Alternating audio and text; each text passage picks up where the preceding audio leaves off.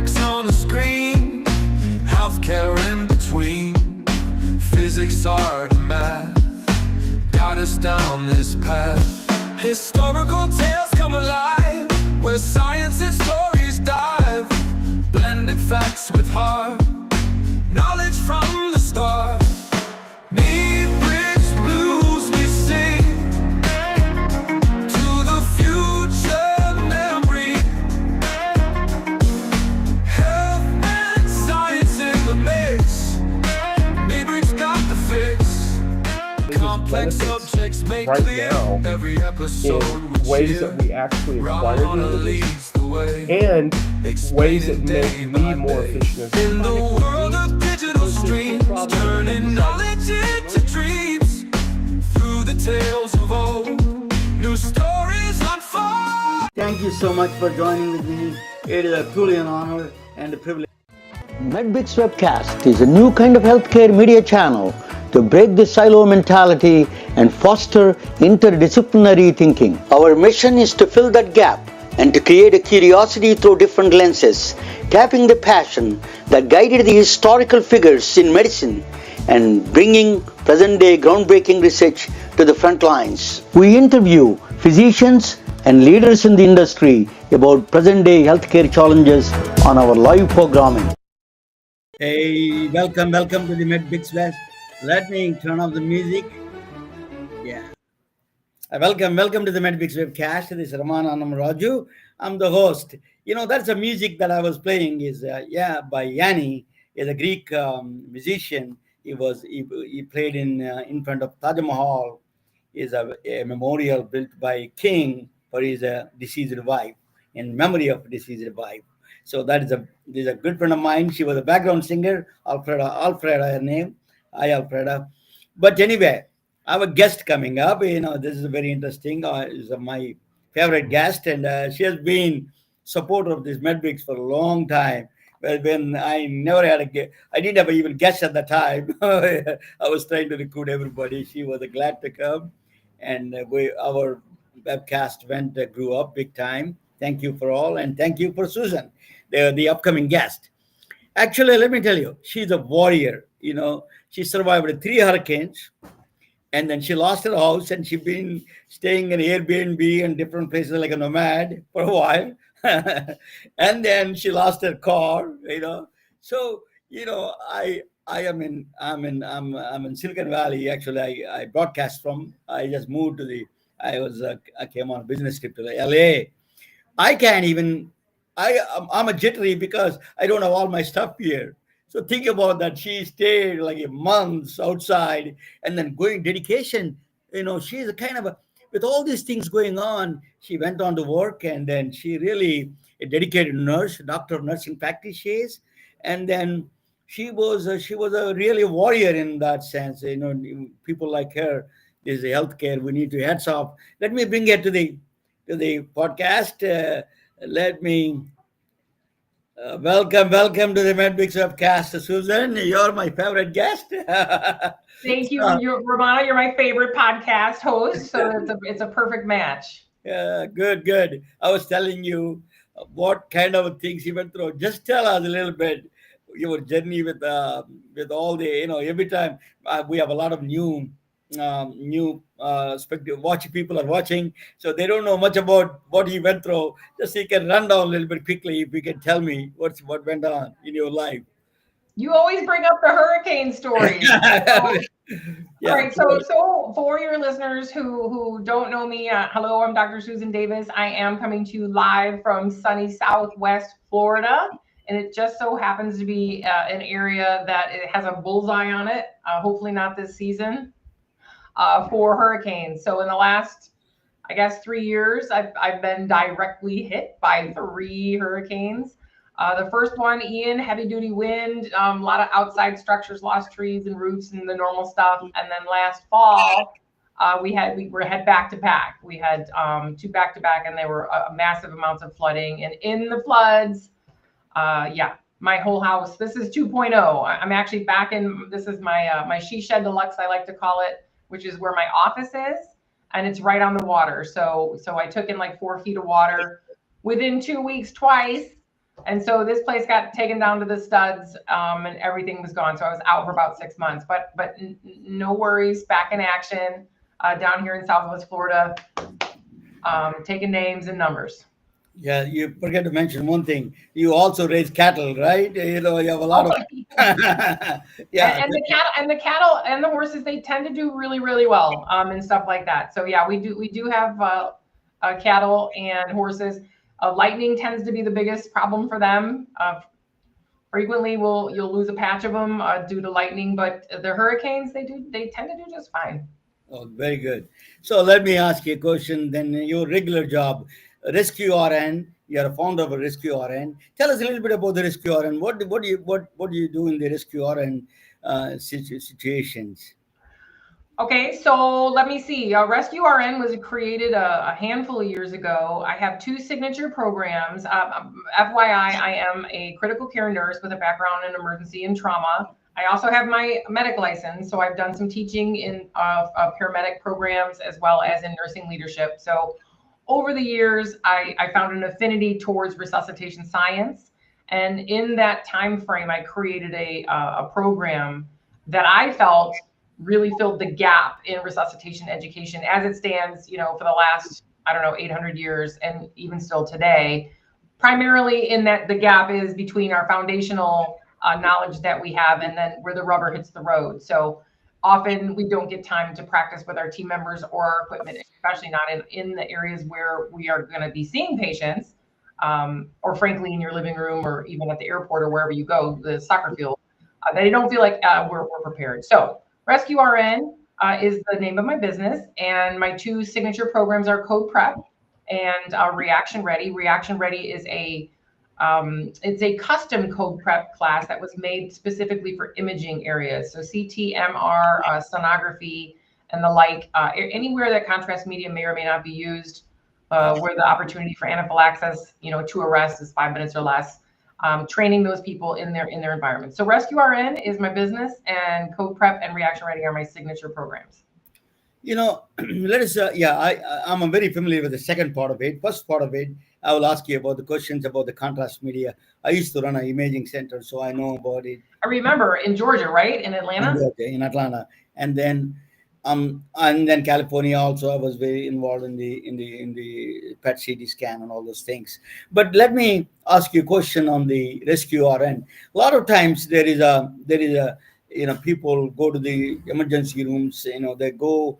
And what goes on behind the scenes? Tell us a little bit, run down the behind the scenes. As somebody with a heart problem, heart attack comes there, or cardiac arrest comes there. What goes through a regular emergency room? People say in the movies, I see code blue, this and that.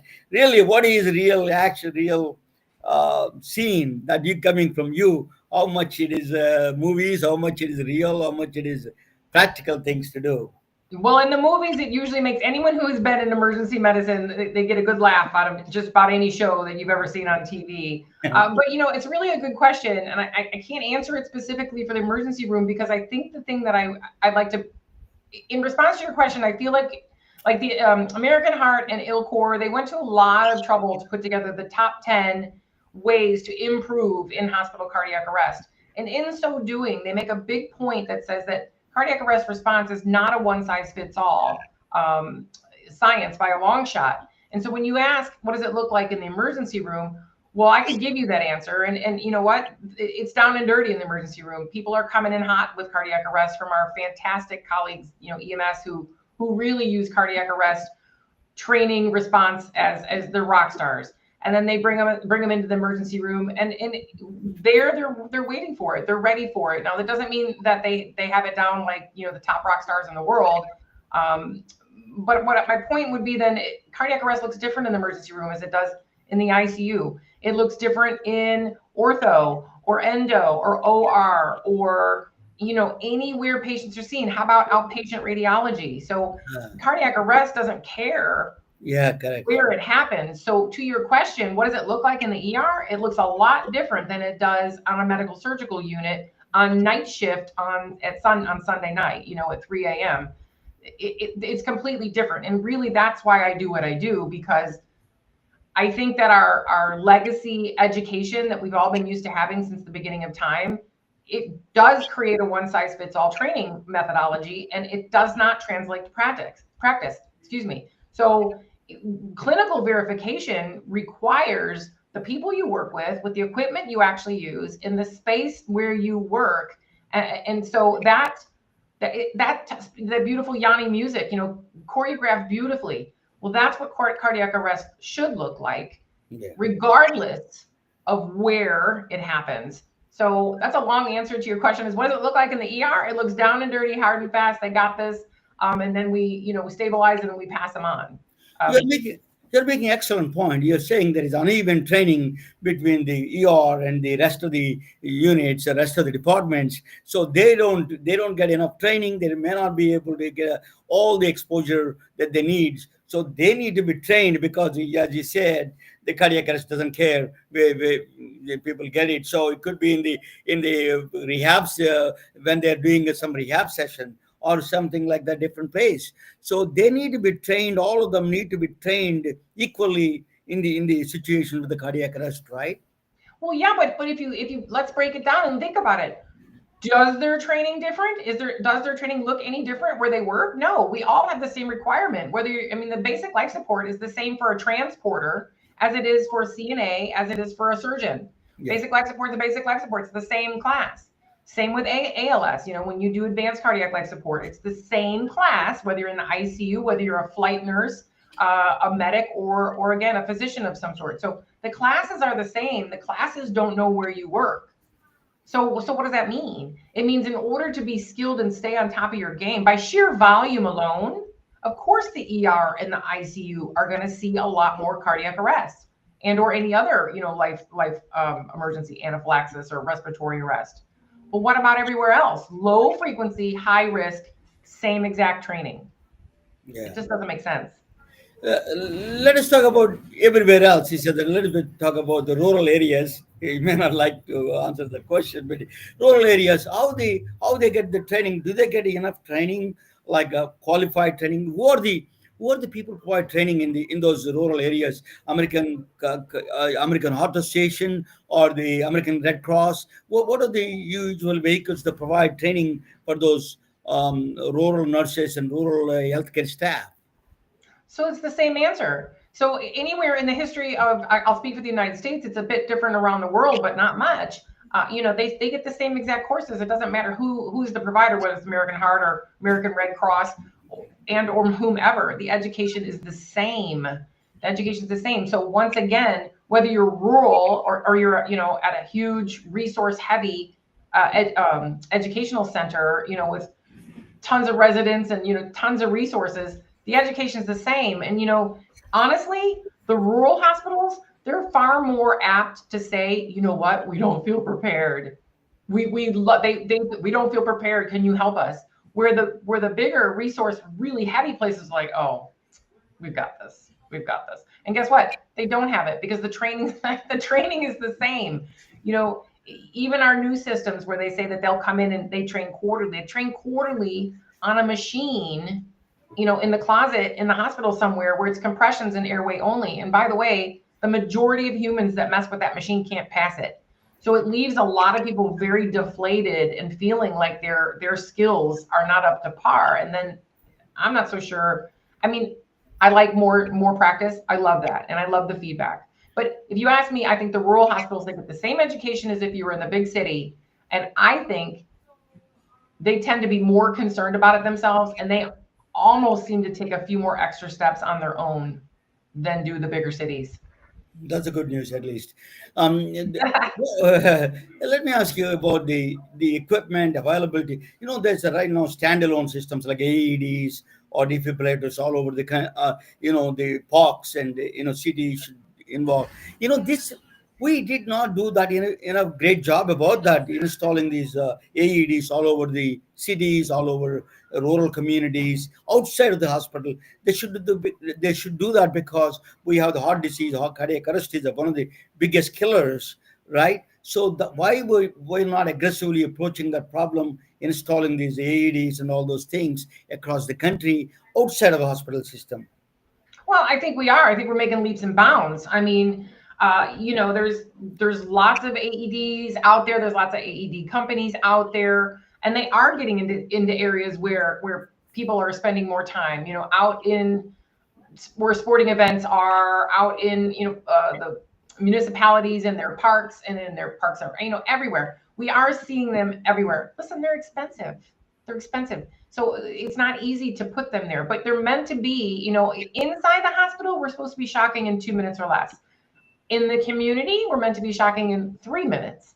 So you're supposed to have an AED within 3 minutes of a human, no matter where you go. Yeah. So the bottom line is like everything else, Romana, the money.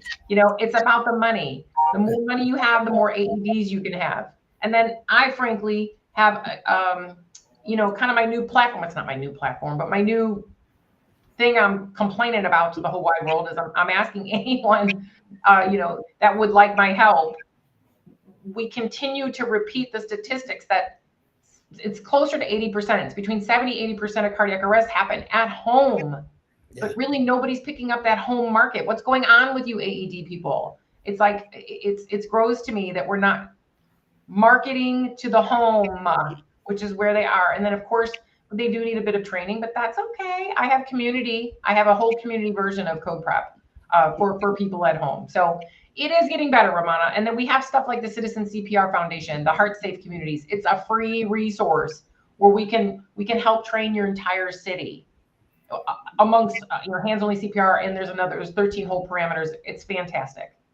One of my goals is that actually, that's my dream, is one of the things before you kick the bucket. I want to do this cardiac program in rural India, where my father was practicing as a doctor, a small village doctor. I think I want to install this is cardiac program, cardiac restart program, this kind of thing. Install this. Every village should have at least one defibrillators there. Every small village, even 500 people, 1,000 people there. So they need to have access to this one and get trained. Like a couple of people should be trained on this. A few people to be trained on this kind of things. Is a globally, we are way, way behind. United States way advanced about that.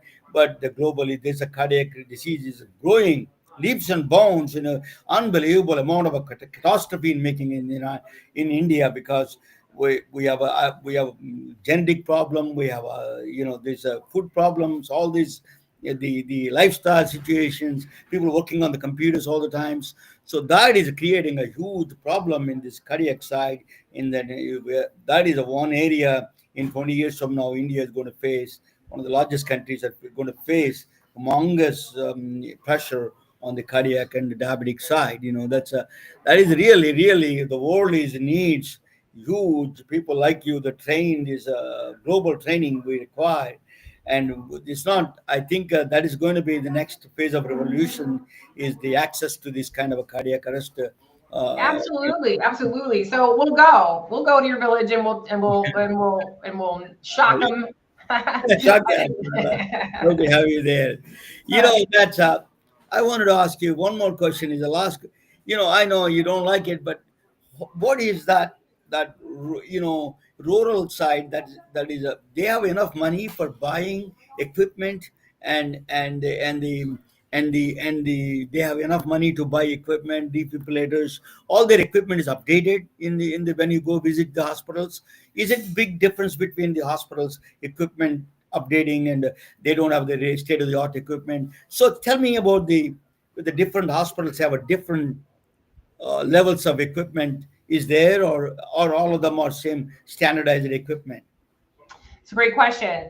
So, I'm very fortunate. I've been training in a lot of hospitals lately. And I'm never, well, I should say, I continue to be surprised at what they have and then the diversity of what they have. So, it's such a good point, Romana, because we in a lot of the larger areas or more fortunate areas, we have the newest and best defibrillators with the fancy pads that have more than one function, triple functioning high dollar pads.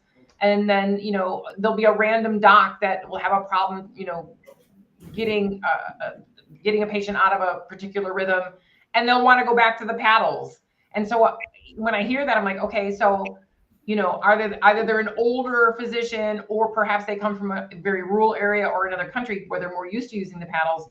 And that runs home because they don't all have the same model. I mean, within some of the hospitals, the rural hospitals I go to, they have 2 or 3 different models. So when I go to train them, I've got to learn a different, model of defibrillator. And some of them, I saw one in a dental office.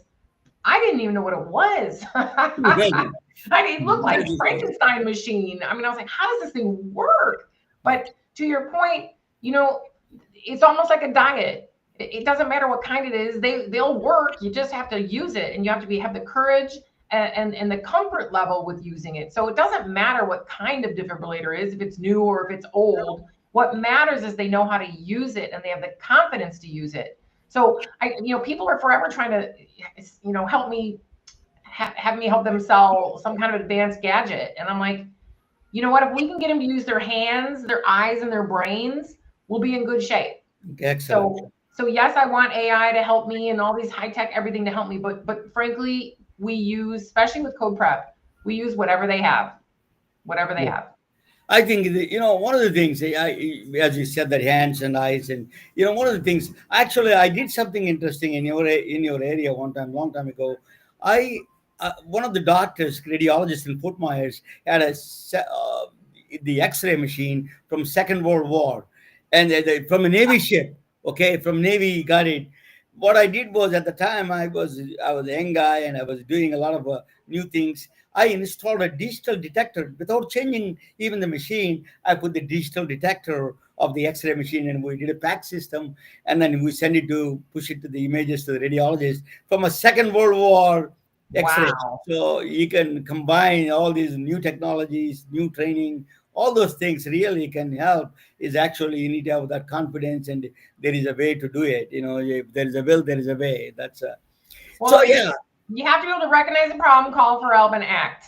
And and that's it. Doesn't matter where you are, doesn't matter what equipment you have, and if you don't have any equipment, that's okay too. We go back to your hands, your eyes, and your brains, and we can do what we can do. And the rural hospitals are no different. We just use whatever they have. One of the things is that I place a lot of doctors around the rural areas under a special program called J1 Visa. J1 Visa is a program that is foreign doctors who are trained in this country. They could stay in the small areas, small towns for 3-4 years. They get the green card. That's why I place a lot of cardiologists around the country, including California. There's a lot of rural areas like Fresno and Bakersfield. I place a lot of cardiologists, and then a lot of. But there's no program like that for nurses. Nurses are more critical in these areas. So what do you think of, there is a program like that? Are there plenty of nurses there trained in this area? You can go to any place in the United States. There is a shortage of demand. There is plenty of that. What is the state of the affair among the population wise in the availability of the nurses? Okay, so it's a tricky question because if it were only nurses, wouldn't that be just divine? If we addressed nurses and nursing knowledge for cardiac arrest response, we would make a big dent, right? Because there's a pile of us. We are definitely the largest healthcare profession that there is in our country and globally. So if we did nurses alone, we would make a big dent. However, that's not realistic. I mean, it depends on who's there, right? So what I push heavily in both CodePRep and Reaction Ready is the critical reinforcement of RescueRN 2 and 3. And that does not have a job description attached to it. It's if you're there and you find the person, you're up.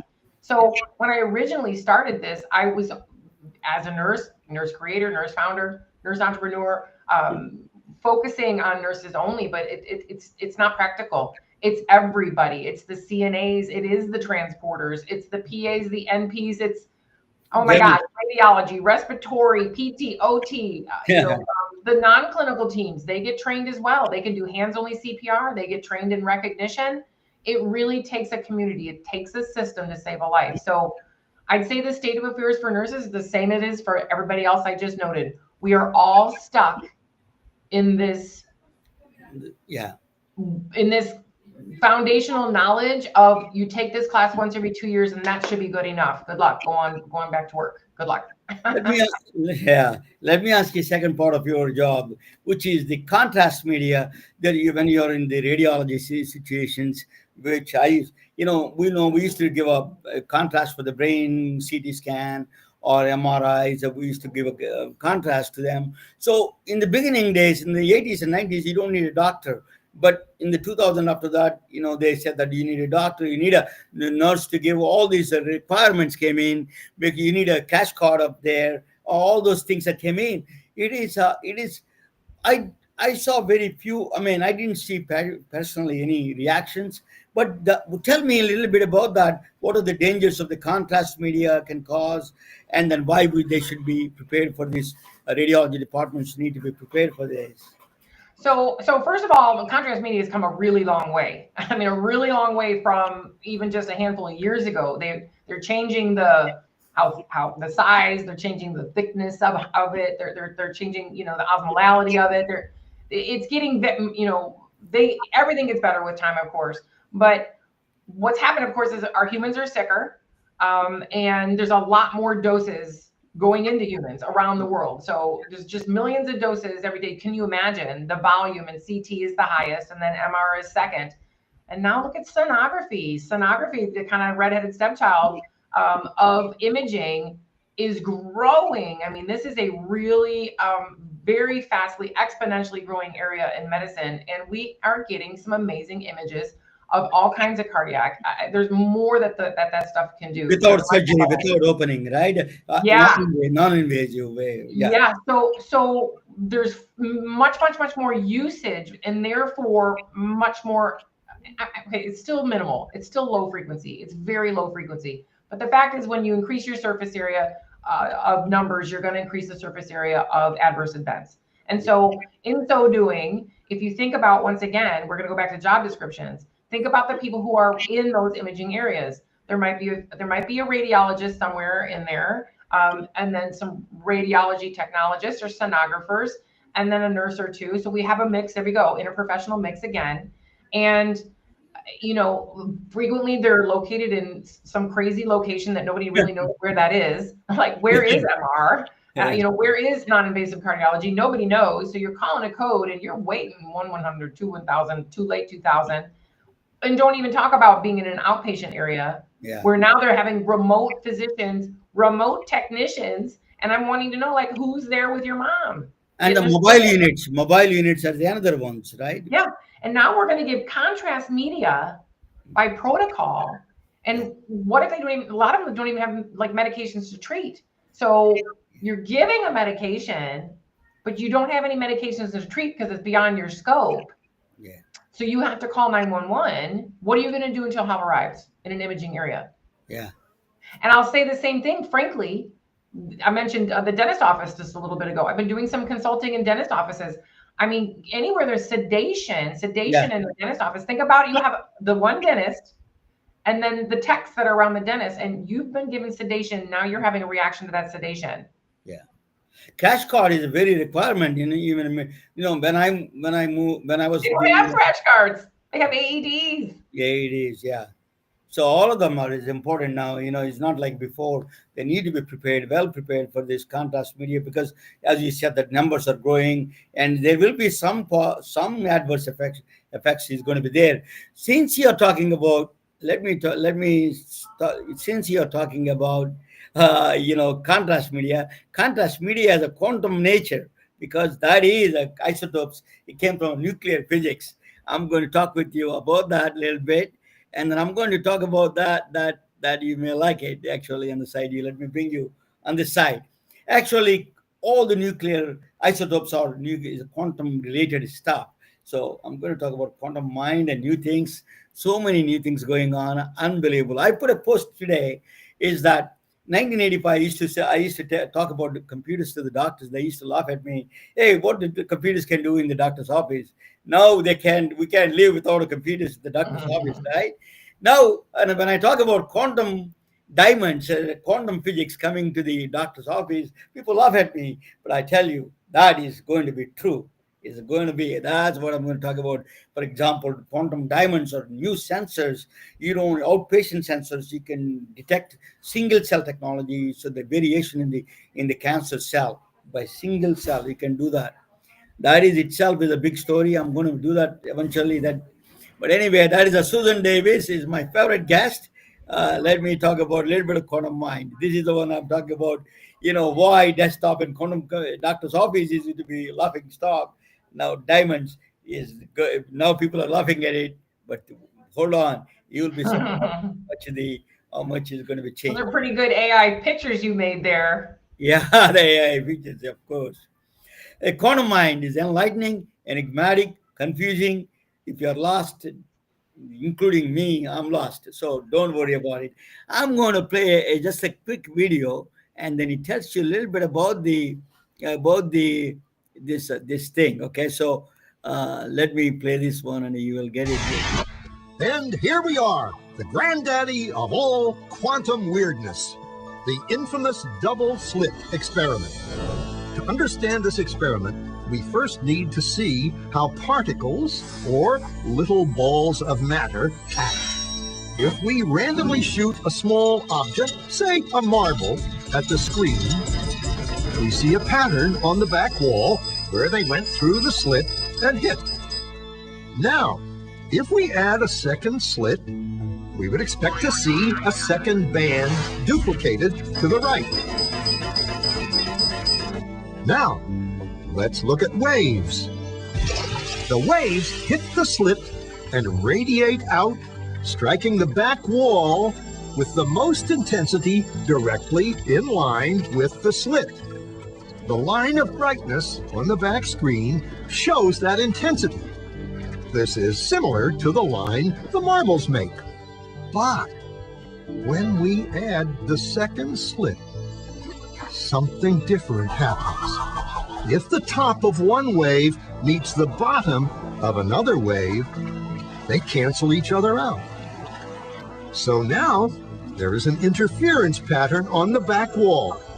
Places where the two tops meet are the highest intensity, the bright lines, and where they cancel, there is nothing. So when we throw things, that is matter, through two slits, we get this, two bands of hits. And with waves, we get an interference pattern of many bands. Good so far. Now, let's go quantum.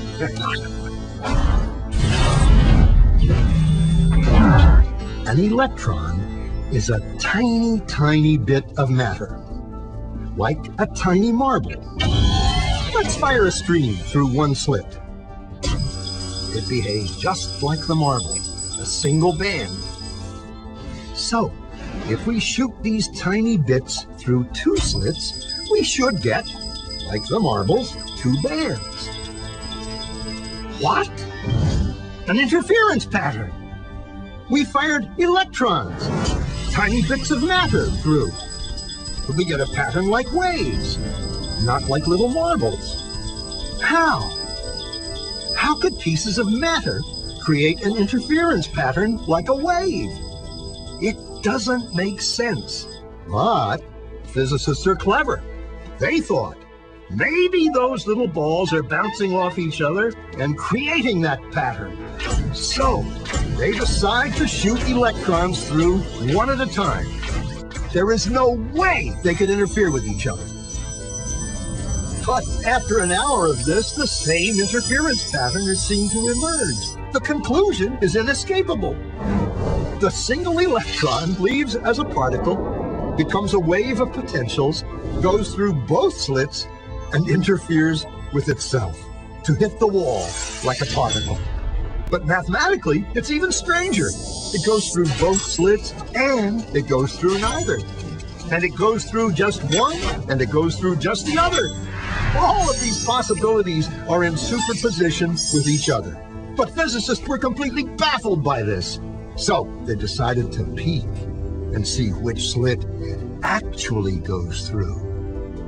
They put a measuring device by one slit to see which one it went through and let it fly. But the quantum world is far more mysterious than they could have imagined. When they observed, the electron went back to behaving like a little marble. It produced a pattern of two bands, not an interference pattern of many. The very act of measuring or observing which slit it went through meant it only went through one, not both. The electron decided to act differently, as though it was aware it was being watched. And it was here that physicists stepped forever into the strange, never world of quantum events. What is matter? Marbles or waves? And waves of what? And what does an observer have to do with any of this? The observer collapsed the wave function simply by observing.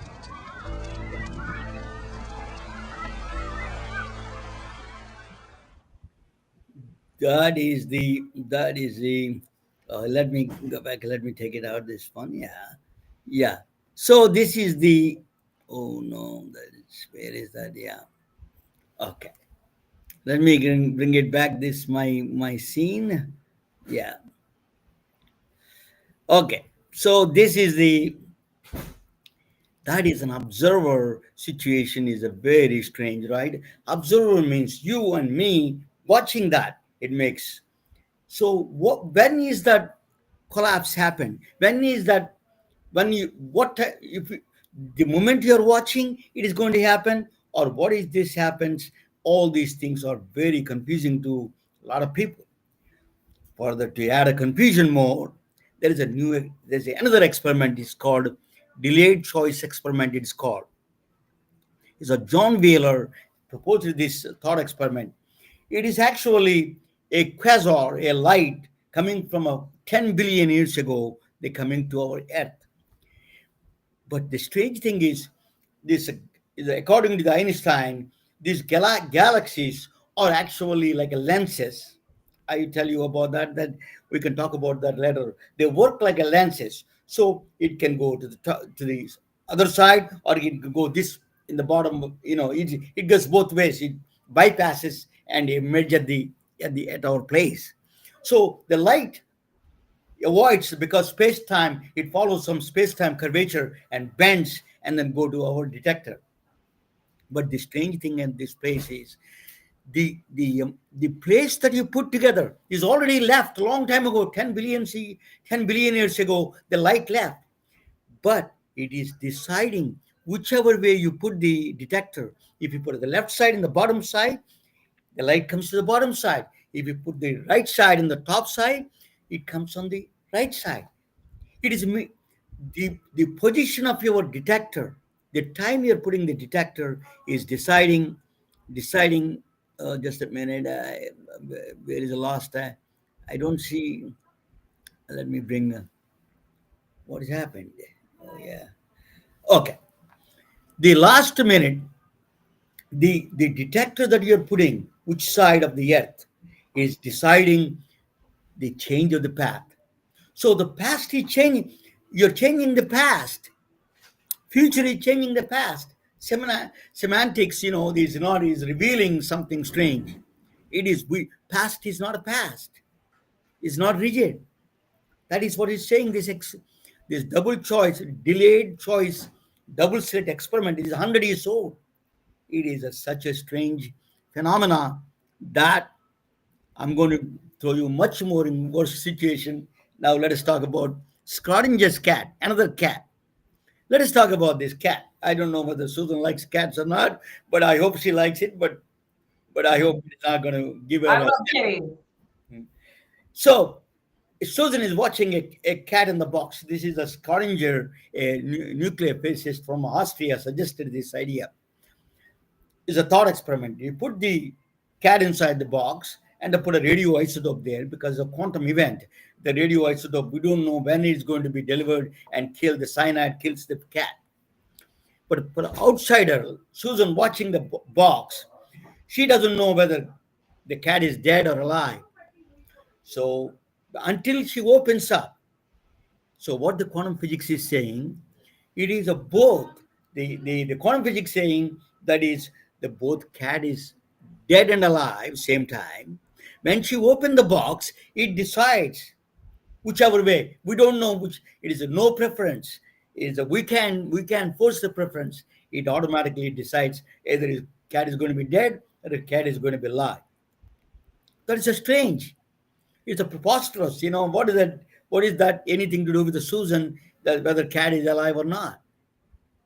That is that is a world. Is a very strange quantum physics idea. That is, it is when you expand into the bigger macroscopic objects like a cat's. That is a question we don't know the answers. So observation, is it change? Is it dying before she opened the box, or at the moment of the opening the box, the cat is dead? We don't know. That is called a measurement problem in the physics. Now, adding more confusion to that, it's called a beginner's friend. So Susan is in the outside of the box. I watching from outside. I am the one watching outside. Susan and the cat, all of them on my quantum system for me. I don't know if it's Susan and cat is alive or Susan and cat is dead. Susan is happy, cat is alive. Susan is sad, cat is dead. Those two states are also quantum for me. They're both are existing same time. So until she informs me, this is the problem we have. This is called beginner's friend. It's a quantum paradox. It's almost paradox because we don't know. Their entire system is a quantum to me, outsider. So I have until I open the box, there is something is going to, one of those events is going to happen to me without my input, without even Susan's input. It is one of those things is going to come to the reality. That's the strangest events that you can imagine. So this is further extended to much more worse than. So if you have a bunch of people are watching all of us, me, they're watching Susan, we're all in the different worlds, they're watching us.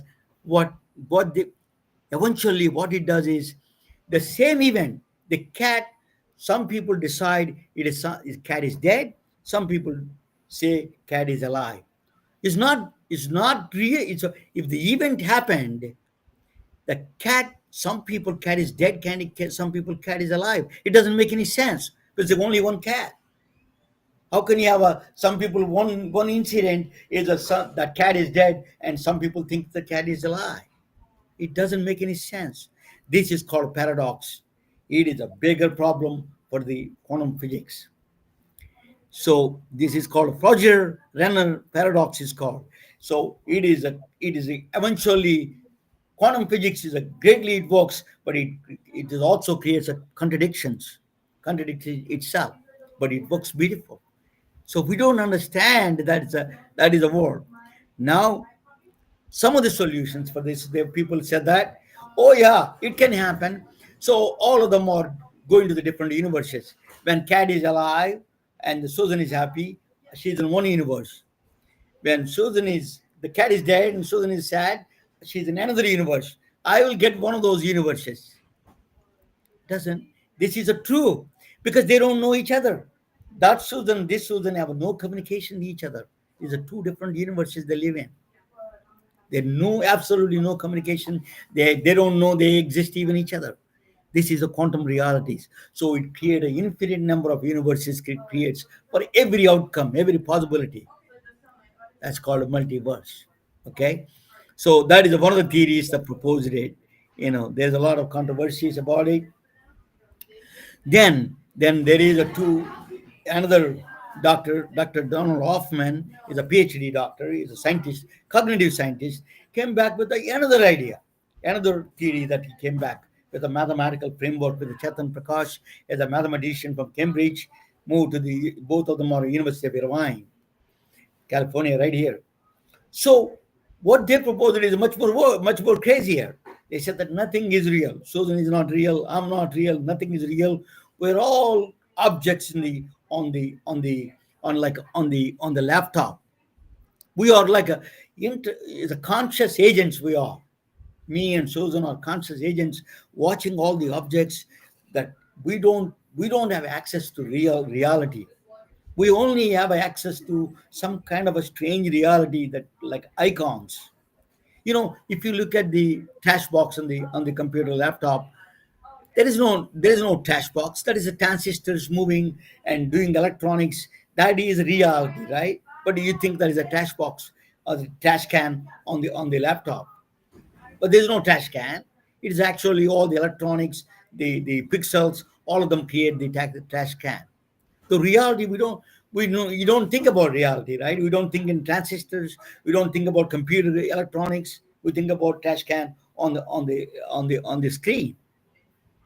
So it's called fitness function. What he says that the survival humans don't need to survive humans. You don't need to know the reality. You don't have access to reality. You don't need it.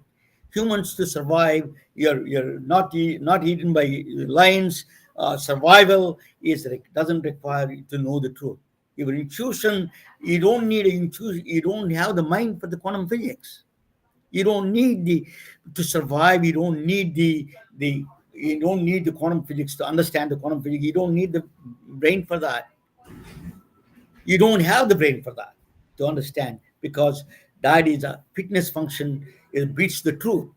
Your fitness function is to survive your day-to-day life. To that, you never get access to the truth. So they proved mathematically, Chetan Prakash, they proved it. So we don't know the exact truth, really, what is the reality there. What we see is icons, the virtual reality for us. All the reality or the strangest reality we see. That's everybody. We may not have even bodies. Our body is a conscious agent. We think we have bodies. So everything is just a virtual, a conscious agents we are. Is a patterns of some consciousness. We don't know, understand it. Is a conscious agents we are. We are accessing all the chairs and in three-dimensional chairs, three-dimensional coffee, coffee cup and all these things. All are imaginary kind of a strange reality that is a virtual reality that we are accessing. That is came from cognitive science. Now there is a completely entirely different field. Is a quantum physics, theoretical physics from black holes is coming from is the Von Maldacena and Leonard Susskind. Actually, I met Leonard Susskind from Stanford, one of the greatest scientists. They came back with this amazing theory that is actually we are projections from the surface of the universe. We are not real. We are played by movies, playing on the surface of the universe. We are being played. But there's a contradiction. Is a very confusing. Actually, if you want to add more confusion, I can tell you. The contradiction is that we are project our information. We are 3D features. Is actual hologram is two-dimensional to three dimensions, right? Hologram is you take a plate and then put that hologram. It becomes a three-dimensional. Is a graphics. It's a hologram is two-dimensional to three-dimensional transformation. So what is universe is doing is creating all humans, all the earths and planets. All of them are projections from a 2D, two-dimensional. We are all projections of the surface of the universe. A movie is being played on the surface of the universe. But the problem is, they said that the content, where is this content movie came from? Who is the actor? Who is the subject? That is the biggest confusion, because so they say our information went inside there. So who is the subject? Who is the object? That's like a chicken and egg. We don't know. That is a paradox itself. So holographic principle is actually gaining a lot of momentum in the theoretical physics. It came from completely different field, theoretical physics. That is a cognitive science. The brain science is telling us that we are all not real, virtual. We are conscious agents. And then these black holes are telling us entirely different things. Black holes and the universe, and they have similar features. So this is also they're telling something, we are not real. So reality is playing a very strange role. So all of them. Then we came back with the mind itself, quantum mind. I'm going to talk about this. David Bohm is a nuclear physicist. This guy, one of the most respected physicists in the world. He died, he passed away in England. He was from Brooklyn. What he did was he created a new theory with the Indian guru Krishnamurti. Is from my where I'm from, state where he's come from. long time ago. He came from Ojai, California. In San Diego, he put an ashram there. He was a spiritual teacher, very well-known teacher. He used to be friends with David Bohm. They did a lot of things together. Then one of the problem in the quantum physics is double slit experiment we're talking about. Is it this particles are wave, or what is this wave or particle? We don't know. And then what is the thought is something to do, what is observation is anything to do with it. So David Bohm came up with the new kind of a new mathematics, new order is called implicate and explicate order. That is a thought. Implicate means we're all one and the same. There's no difference between all of us. We think we are different, with different races, different countries, different regions. We're all separate ourselves. So there is a ocean there. There's I am here on my earth. I'm sitting on the chair. All these are separated. A thought separation. That's what he thought. Implicate order is only one consciousness. Explicate order is all your things, these things coming out of the thought. Thought creates these separations. It's kind of a Christianity there. Thought is a sinner in that sense. You're sinners because all these thoughts creating a separation. Then the thought itself, you can reverse it back. What Jiddu Krishnamurti says that thought itself, by using thought, you can also understand one mind. That's a one consciousness. So thought can be both ways. You can do that as a medium. A thought, you can do everybody think like everybody is separate. You can do everything is separate from each other. That is the one way to look at it. And the thought also, you can create a thought that says, say that is, this is not just an abstract science. You create a mathematical model, quantum physics model. The David Bohm is one of the most respected nuclear physicists. So you took the idea from philosophy of Jiddu Krishnamurti, JK, they call him JK. I met him actually in Montreal. They came back with the same idea of the thought itself is a very strange concept. But anyway, that is it. That is then Roger Penrose is another physicist from England, Oxford. Then Stout Amaroff is an anesthesiologist from Phoenix. They came back with a new thing they both thought. They said that loving somebody. Oh, I love Susan. I love red. I see red, color green. All these things are or the feelings that what they're saying. It is not it cannot compute it. It is a quantum traits. These are the traits of loving somebody, loving my son, loving my daughter, loving my children. Is all seeing red, seeing green. All these are qualities. Qualia is came from the quantum nature of the physics, quantum nature. What they proposed is that orchestrated objective reduction, a philosophy that is in the brain, in the neurons, there is a microtubules. We do a quantum computation there. Quantum things happens if we collapse the wave function, reality becomes there. It becomes a strange. It becomes something we see. Loving somebody or seeing red. All things happen in the quantum world of the brain inside the neuron. They created orchestrated objective real. Recently, they have a very two. One of my good friends, Anirban Bandyopadhyaya, he was the one of the guys that is actually gave experimental evidence for this kind of a theory. And that recently, super radiance, the cells in the brain, they are coordinating each other. There is a quantum. They're exhibiting a quantum nature, because it's impossible. We are macroscopic objects. We have a warm. We have wet. Quantum should not happen in this kind of a warm temperatures or the macroscopic objects, but it's happening.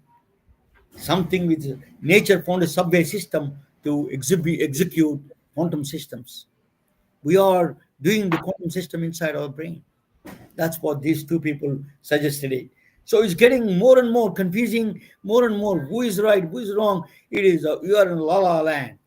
Then you have a neural networks of AI. It is exhibiting very strange qualities now. It is the AIs are exhibiting jealousy. It is exhibiting anger. It is exhibiting competition. So then you add that one neural networks exhibiting all these LLMs, and then you add a quantum computers to that, I don't know what can happen. We become a superhumans or we perish.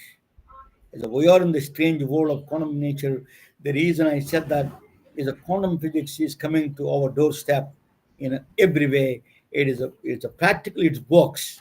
We know it works, but that's why, this is one of the confusing things. The Richard Feynman, the physicist, said that if you think you understand quantum physics, you don't understand quantum physics. The best way to understand, if you the only thing you realize is that if you realize about quantum physics is that you never understand that quantum physics. It works, but you never understand quantum physics. That's where you have to accept it. That's what he said. Our brains are not tuned to understand it. That's what basically he was saying. But I like this quote from Rabindranath Tagore.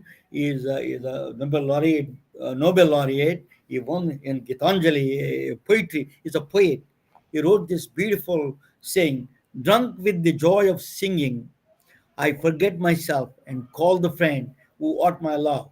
Rabindranath Tagore is a Bengali poet. He wrote this. What he's saying is the obstacles between yourself and the Lord, you can call Lord or consciousness, whatever you want to call, whichever way, melt away in the presence of a creative joy. So we are the best thing to do for us, you and me, to really create creative ideas always. That's why I do all these podcasts and everything. It is really a joy to melt away the differences. Thank you for watching. Let me bring my good friend Susan there. What do you think, Susan? Woo! Okay, so I love this stuff. Like I should have been a quantum physicist. I just don't have the brains that you do, but I enjoy it. I dabble. I read as much as I can get my hands on. I loved it. I think it was a mouthful. It was a mindful, but I think you wrapped it up so very beautifully with that quote in the end. And I think ultimately, isn't it about us forgetting ourselves? Yeah, I think less is more in less is more in cardiac arrest. The algorithms tend to throw everybody off. They're all worried about the algorithms when really it just goes back to your hands and your eyes and your mind, like we said earlier. And yeah. quantum physics it's not hard. It's only hard if you think about it too much. Like if you just let it be what it is, it's if you're That not is looking at it, it's a wave, and if you're looking at it, it's a particle, and it's a hard concept to get. And I think you did a brilliant job, and I love how you bring in so much of that research, and we get introduced to those brilliant scientists that I never would have seen or met before. So I thank you so much for it, and I love the topic. Thank you so much. Just it is people like you that watching and helping this podcast. Otherwise, a one-way communication would have been. The quantum physics is such a confusing subject, but it is coming to our doorstep, and it is coming to the day-to-day life. All the electronics, all the computers, all the cell phones work on the quantum physics. We have to accept this magic as it is, and sometimes that creative joy and creativity, and you think about your duty, and that's one of your best examples, Susan. That with all these the trials and errors going on in your life, about the three hurricanes, and you're moving around. I'm a jittery by different place. I'm doing today podcast, but you don't have the even a place to live. One time you were in an Airbnb, you were doing and going to work. That is a dedication. That is a creative joy. That is what it creates a humans special. Thank you for joining. Stay until Thank you for joining. I'm always enjoyed your presence. You are my regular guest, and I love your presence and your wisdom.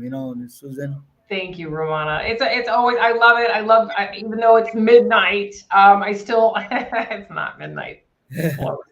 But I think my parting thoughts are, I really wish more of your audience, more of my audience, more of anyone that ever gets to meet you and or myself would realize really what a blessing not even understanding, just playing with the idea of quantum physics, because it's really, really, really refreshing compared to what's happening in this 3D world and all the distractions that we have as humans on the daily. If you play around with a little quantum physics, if you want to visit that nothing space, you could just get into some meditation, and it's so healing, and it's such a wonderful treat to escape this 3D world and get into the quantum world, it's something you should try. And it's not such a weirdo place. It's pretty cool. So Thank you for that. Thank you for coming on the show. You're always wonderful guest to me. Thank you all. Good night. Stay hang on for a couple of minutes, Susan. I talk with you. Yeah. Thank you so much. Good night, all of you. Good night. We are retelling their stories through our patented designs that can be worn on scrubs, t-shirts, printed on conference bags, and endless other promotional materials. Daily Wear for Medicine is the first ever of its kind to create curiosity in medicine through visual art. We at MedBricks are celebrating unsung heroes of the past who made enormous contributions to the field of medicine through our unique campaign called Daily Wear for Medicine. You can wear it, carry it, and give it